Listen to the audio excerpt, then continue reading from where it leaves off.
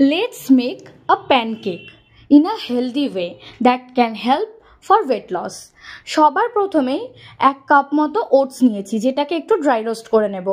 তারপরে mixing jar নেব, তার মধ্যে প্রথমেই অ্যাড করব ড্রাই রোস্ট করে রাখা ওটসটা, আর অ্যাড করব কিছুটা কলা।